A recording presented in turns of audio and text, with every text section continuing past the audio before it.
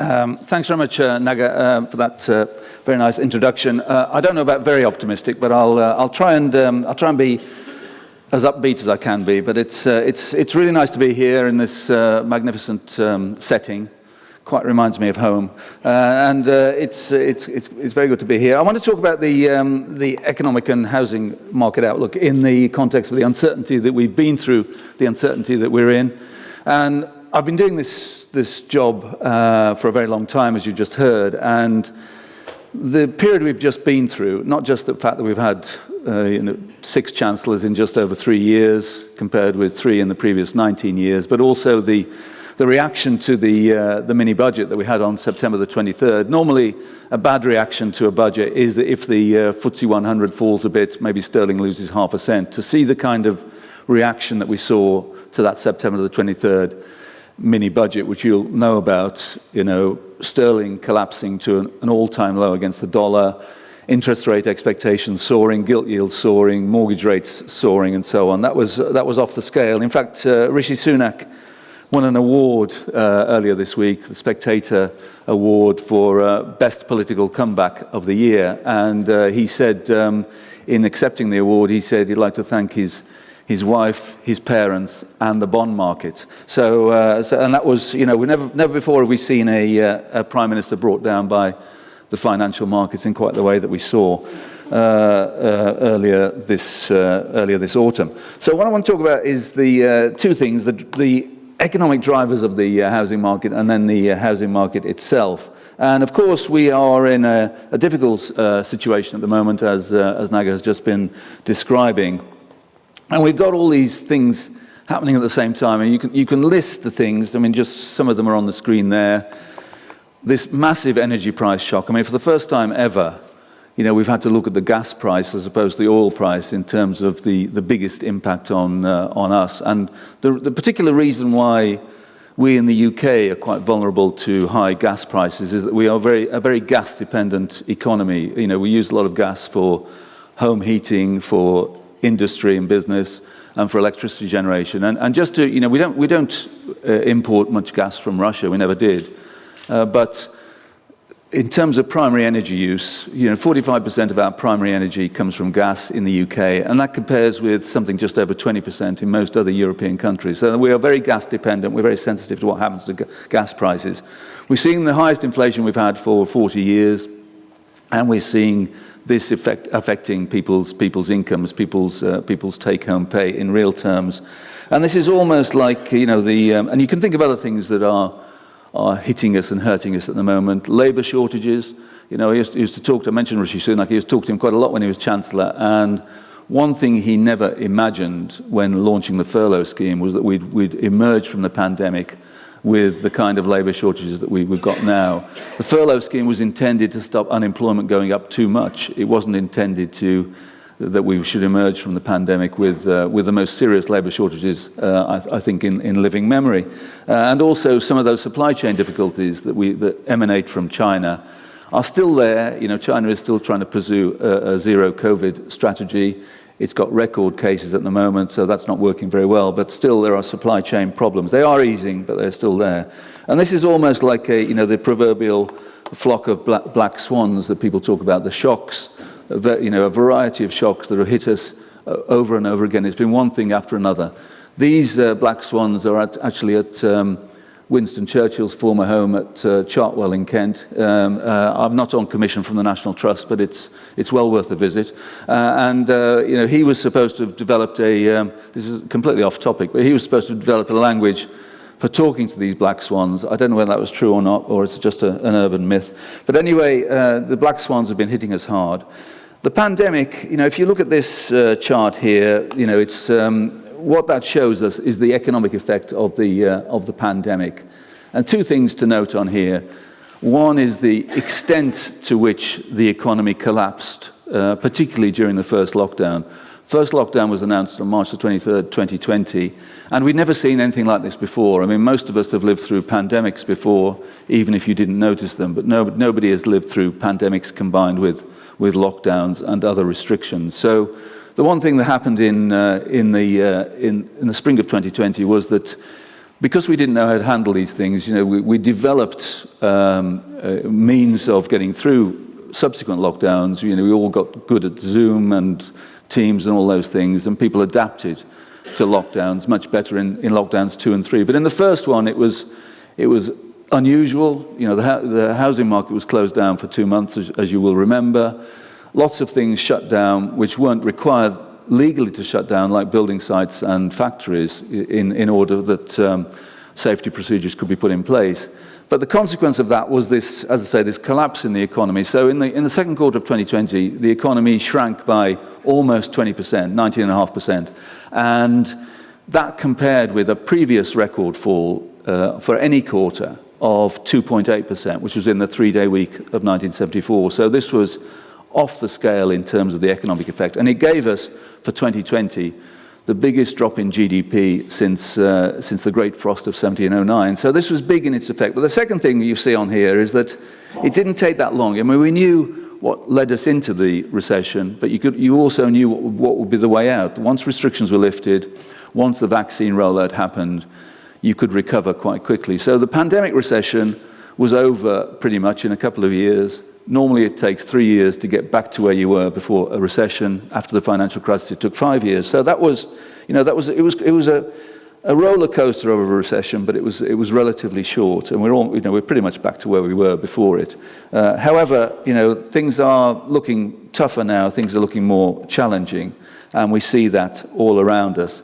One of the challenging bits of this is consumer confidence. Now, consumer confidence, how do you measure consumer confidence? You ask people, what they think is the outlook for the economy over the next 12 months, and, their guess is as good as anybody else's. But you also ask them about what they expect for their own personal financial situation, whether this is a good time to make a major purchase, and obviously a house would be a major purchase, and other questions. And this particular measure of consumer confidence is run by a company called GfK. It's been done since 1974, so it's taken us through lots of bad times for the economy. It's taken us through, the high inflation, near 27% inflation in 1975, 3 million plus unemployed people in the 1980s and early 90s. The financial crisis, when we worried that all the banks were failing, the housing crash of the early 90s, the pandemic itself, when we worried both about health and the economy and how we would come out of that. And I can tell you that consumer confidence in the last couple of months has been lower than at any point over that period. So lower than any time since this survey was launched. And so, people are really very gloomy at the moment. And, one of the reasons for that may be that this is a time of disappointed expectations. That people thought that after a grim 2 years in the pandemic, this would be the sunlit uplands, the return to normality in which they could spend some of those savings they built up during the pandemic because they couldn't do things they normally do. But instead of which, we were straight into the Russian invasion of Ukraine and the cost of living crisis. So consumer confidence very, very weak at the moment. I've got quite a few very gloomy charts to show you, just in case anybody is of a nervous disposition. So just brace yourself, if I may say so. Business confidence also extremely weak. That businesses are almost as gloomy as they were during the low point of the pandemic. So businesses aren't very cheerful either. Now, we obviously saw something, as I just mentioned, in terms of an economic experiment recently, but that economic experiment, which is known as Trussonomics, that is now fading into the memory. I was taking part in a pub quiz the other week, and one of the questions was, can you name the last 4 Chancellors of the Exchequer? And I could, but only because of what I do. Most people struggled with that one because you had to name, Rishi Sunak, Nadhim Zahawi, Kwasi Kwarteng, and Jeremy Hunt.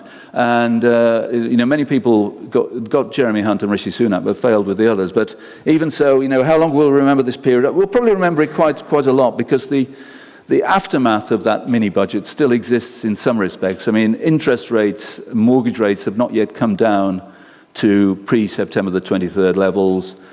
Gilt yields similarly have not come down. Sterling is up. Sterling is above 120 at the moment, so it has fully recovered. Interest rate expectations are still quite high. So the legacy of that lives on. But of course, the economy is under under new management now, and under that new management we saw the autumn statement last week. And the autumn statement included a lot of things. I think the way to interpret the autumn statement is that it gave us a long period of slowly increasing taxes, so there wasn't a sudden tax hit. When George Osborne will be here later, and when he launched the austerity program, one of the things he did almost immediately was to increase VAT from 17.5% to 20%, a big, bold, in-your-face tax increase. These are more slow-burn tax increases and more slow-burn spending cuts. The most significant thing, I think, in the autumn statement was something that I don't think the Chancellor was expected to do. Before the autumn statement, there was a lot of talk from both him and the Prime Minister about not wanting to make the public finances vulnerable to what happened in international energy markets or vulnerable to whatever Vladimir Putin did next. So, there was a strong leaning against the energy price freeze, the energy price guarantee that was announced by Liz Truss in early September. But in fact, that vulnerability is still there. And the good news about the autumn statement was that the energy price freeze is to continue, but at a higher level. So the average at the moment, as you know, is $2,500 per household. Many will pay more, some will pay less. The new figure is $3,000, but it is still less than people would pay if they were subject to market prices and the Ofgem price cap. So, the latest numbers suggest that, if it wasn't limited to £3,000 in April, we might be paying an average of $4,500 or something like that. So this is quite a big gift from government, from future taxpayers, perhaps to households. And that was the most significant thing. This is probably the scariest chart that we saw in the autumn statement. This is from the forecast that accompanied it. And what it shows is that it perhaps explains why consumers are so gloomy in that consumer confidence survey. So this year, we're seeing the biggest fall in household real income, so incomes after tax and inflation since records began in 1956, and probably for quite a long time before that, followed by another slightly smaller fall next year. And that, the combined fall of 7% really hasn't happened before. So that is why households are feeling really squeezed. It's why you're seeing a diversion of spending away from non-essentials to essentials, and it is why I think that, combined with the mortgage rate effect that we saw from September the 23rd, is why you're seeing an effect also coming through in the housing market, which I'll come on to in a second. So, big fall in household real incomes. That's why people are gloomy. They don't have as much money as they expected to have, and they're being really badly squeezed at the moment. Also, the outlook for business investment. This is a business investment. This was supposed to be a time when business investment would be recovering very strongly, because one of the things Rishi Sunak did when he was Chancellor was announce this super deduction, this additional tax incentive for investment. But of course, that has been overtaken by the inflation crisis. So businesses are not inclined to invest at the moment. So business investment on this forecast will not get back to pre-2016 levels until the late 2020s, a long period in which we haven't had any growth in investment. And the tax burden, we are now heading for, having had a brief flirtation with tax cuts in that Trussonomics period, we're now heading to the highest tax burden since Sir Stafford Cripps was Chancellor in the late 1940s under Clement Attlee, so that particular austerity period. So, and there is a question about whether the kind of tax burden that is projected here can ever be delivered. It's much higher than has been sustainable over a long period for the UK. So it's one thing to talk about this and to predict it, but it's another thing to see it actually carried through. As I say, I wouldn't describe any of this as very optimistic, but let me carry on and give you the more optimistic bit. That despite all this,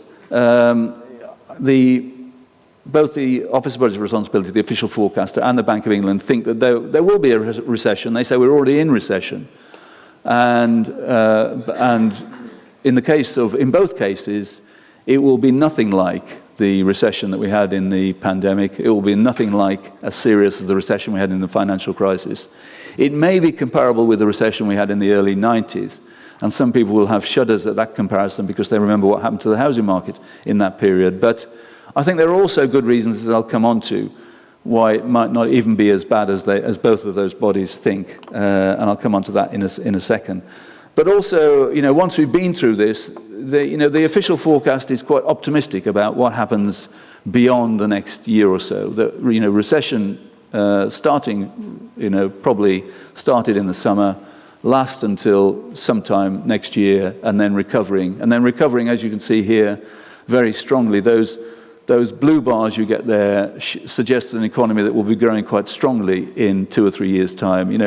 Forecast to forecast, and we can, people might doubt whether that could happen, but it's still quite an optimistic forecast for what happens in the medium term. So I think the short message there is don't be too depressed. And if we look at one of the important drivers of the housing market is the unemployment rate and whether people fear unemployment. And as you will know, the unemployment rate is very low at the moment, 3.5%. Now, some of that is driven by a big rise in economic inactivity. We've probably got a workforce in the UK which is 1 million smaller than we might have expected on the basis of pre-pandemic trends. Now, some of that is because there are fewer EU workers in this country. So most of it is due to fewer students taking on part-time jobs. Their education was disrupted. They don't want to spend all of their free time in what remains of their education working in a bar or a shop on Saturdays and so on. So that fewer of them are working. But the big effect is the over 50s. So many people over the age of 50 have dropped out of the labour market because they, some of it is ill health, and not surprisingly when you've got the NHS with a backlog of 7 million procedures.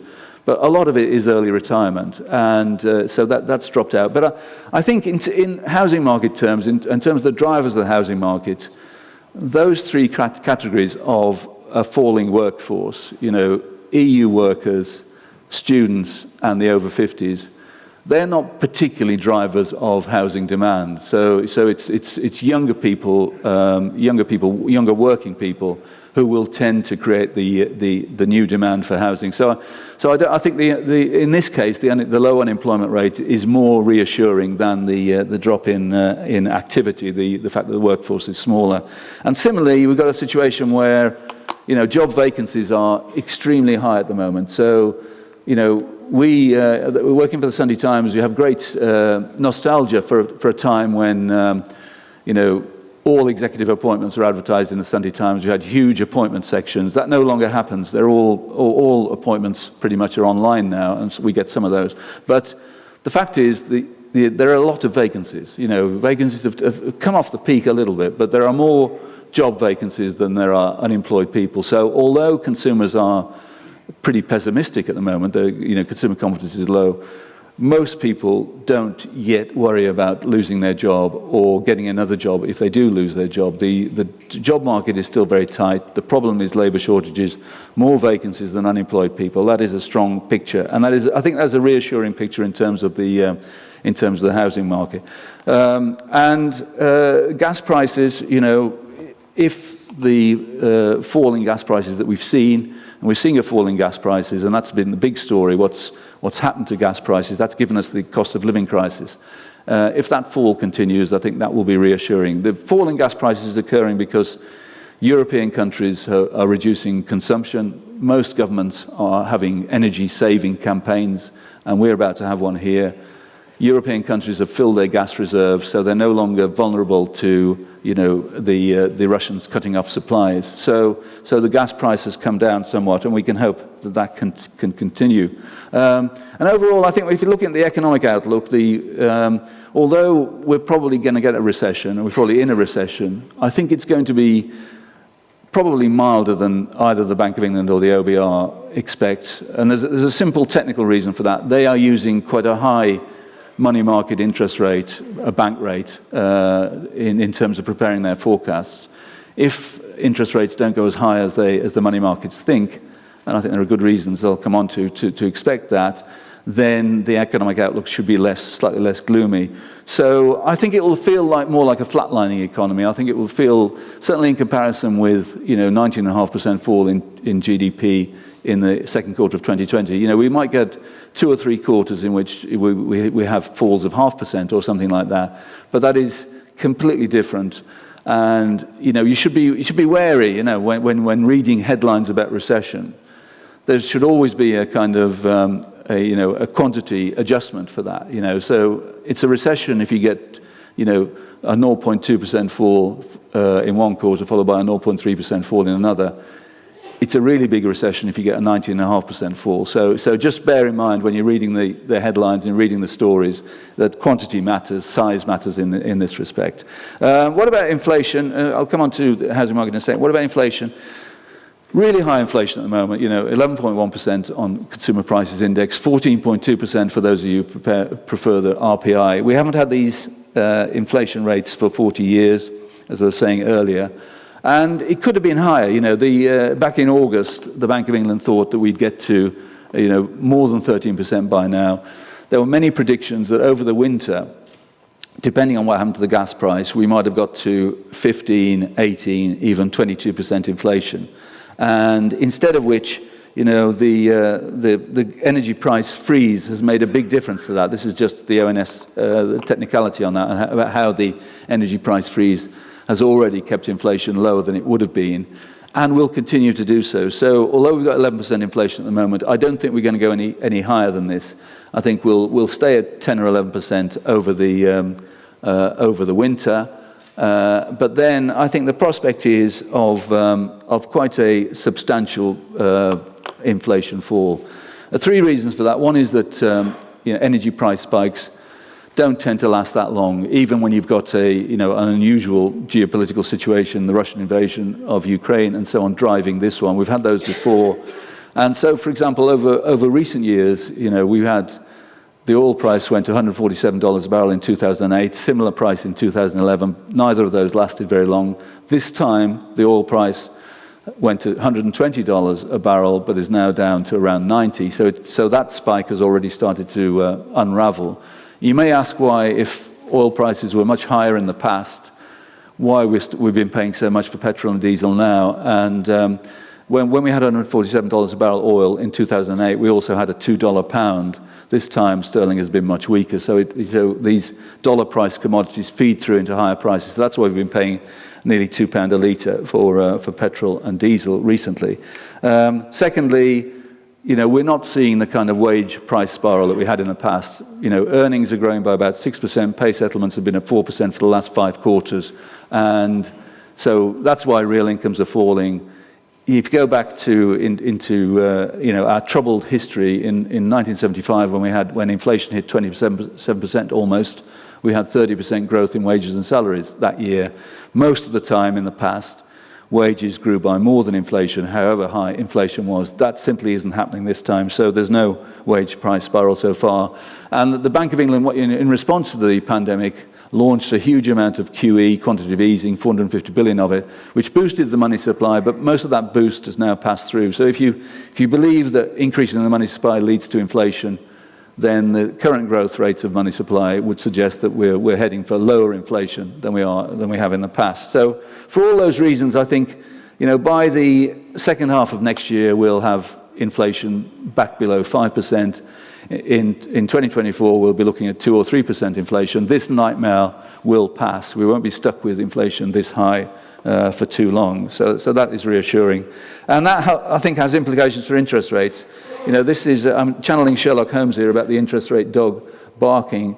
This is a real dog, he does bark. And we have had quite a lot of barking recently on interest rates. So from 0.1% in December last year, we are now at 3%. And you'll notice not only that we've had 8 interest rate rises in a row from the Bank of England, but also that the steps have got bigger. Until the summer, the Bank of England has been independent since 1997. Until the summer, it had never raised rates by more than 0.25 point at one go in the independence era. Then we saw 2 consecutive half-point rate rises and one of 3/4 of a percentage point earlier this month. And there's probably going to be another rate rise in December. But I think we're not that far away from the peak in rates, even though the pace of them has got bigger. And so I think we're at 3% now. We should put this in context. The Bank of England has been around since 1694, and so has bank rates. So the current rate, even 3%, seems very high to a generation which has grown up with interest rates of less than 1%. But until the early part of 2009, for 300 years, we'd never seen bank rate below 2%. So historically, rates are still very low. If they go up to 4%, and I think they'll go up to no more than 4%, they will still be low in comparison with what we've had in the past. I say high in comparison with recent history, but also, and I think one of the members of the Bank of England's Monetary Policy Committee was saying this yesterday, there will come a time, and it might not be that long away, when the Bank of England will begin to contemplate cutting interest rates again. So I don't think 3 or 4% is necessarily where it will stay. I think we'll see rates starting to come down again once the bank is reassured that we're beyond the peak and inflation is coming down. And the thing it's looking most for, I think, is that we haven't had a wage price spiral so far. The next pay round in the early part of next year will be important. If that stays controlled, then I think the bank will feel a lot more relaxed about the need to raise rates. So I'm quite optimistic about that. I think rates will peak at a lower level than financial markets expect, and then we can begin to look forward to rates coming down, both here and in America, where inflation is more clearly past the peak there. And what America does is quite important in this context. So what about the housing market? What does all that mean for the housing market? This is storm clouds over Plumstead in southeast London, you see here. And the housing market was doing fine until that September the 23rd mini-budget. We've seen housing transactions were holding up well. These are the latest figures we've got, I think. And so those are doing fine. The spikes on this chart are all to do with the various stamp duty changes and when stamp duty was going to be the stamp duty cut, the pandemic stamp duty cut, whether it was going to be extended or not, or whether it was coming to an end. But overall, pretty steady. Mortgage lending similarly holding up pretty well as we moved into the autumn.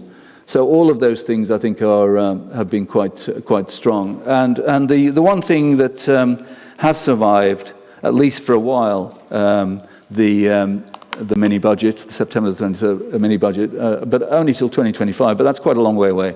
Is the stamp duty cut? I mean, that was unexpected. It was an unexpected bonus for the housing market. It didn't compensate for the kind of traumas we saw in mortgage markets and all the withdrawal of all the mortgage products and so on. But I think nobody really thought that it was necessary on September the 23rd to cut stamp duty. It was cut. It remains in place for a couple of years. So that is a positive for the housing market, I think. We're obviously coming off the most surprising house price boom we've ever had. If you think back to that period I was describing earlier, the spring of 2020, the first lockdown, nobody would have expected that to result in a house price boom. But action was taken. Interest rates were reduced to virtually zero, 0.1%. We had the stamp duty cut coming through quite quickly, and I think people in the job market, as I've mentioned, have reassessed their lives and whether they want to retire early or not. But people also reassess their housing needs. So suddenly, everybody wanted to find somewhere different to live if they could, and so you saw a surge in housing demand. And I say the most surprising house price boom in history, I think. One that, if you'd looked at it, if anybody given the parameters of what happened in 2020 would have said, this is going to be bad for the housing market, not good. So we've had the most surprising house price boom. It's now subsiding clearly, so house price inflation is coming down quite sharply, and we're seeing all that pandemic boom now easing back very considerably. The OBR, the official forecaster, does expect prices to fall modestly.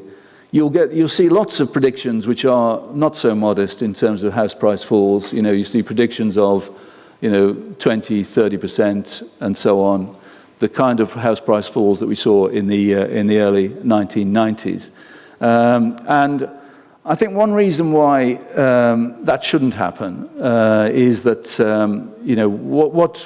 what do you require to see the house prices falling by that much?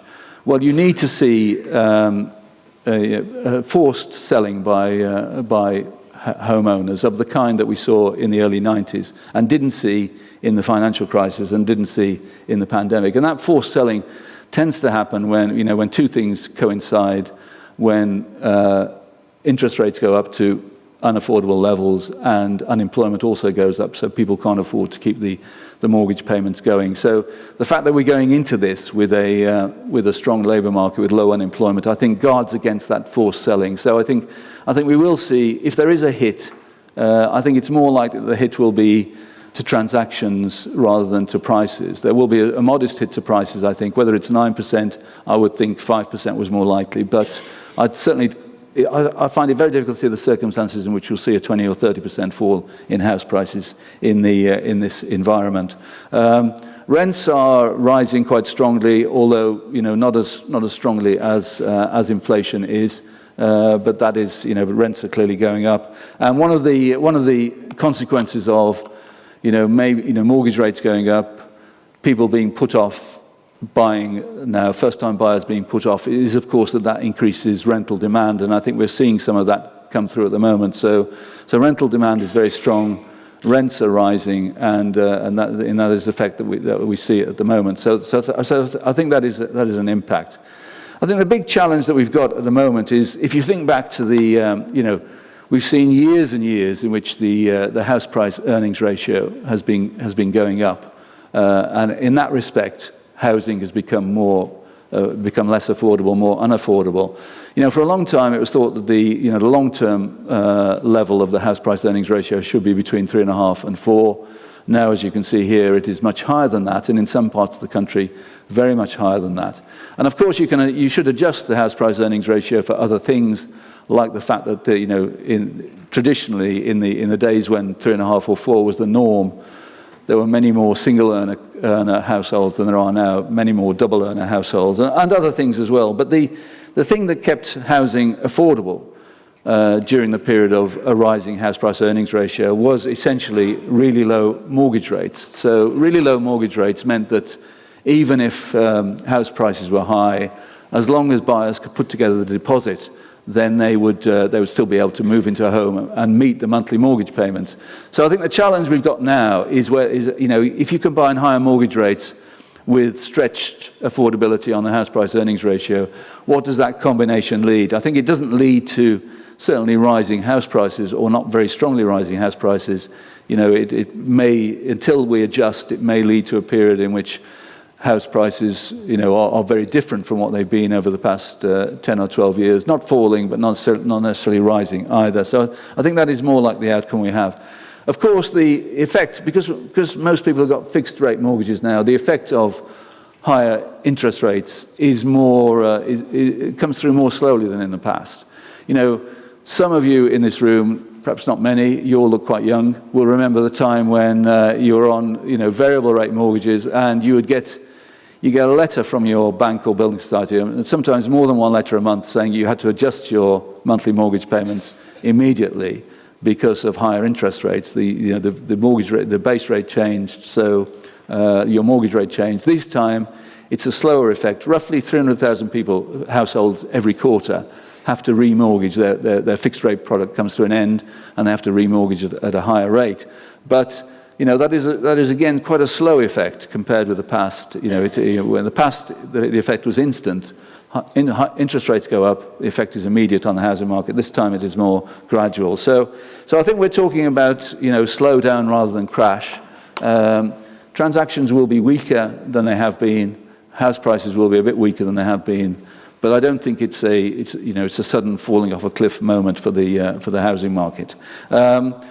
Big debate, as Naga touched upon, about whether we can, in the context of government policy, ever get to the 300,000 new homes a year target. We're running below that, and in my view, you can never get to 300,000 new homes unless you get a lot more public sector house building and housing association house building. You know, the private sector, the natural limit for the private sector is probably about 200,000 new homes a year.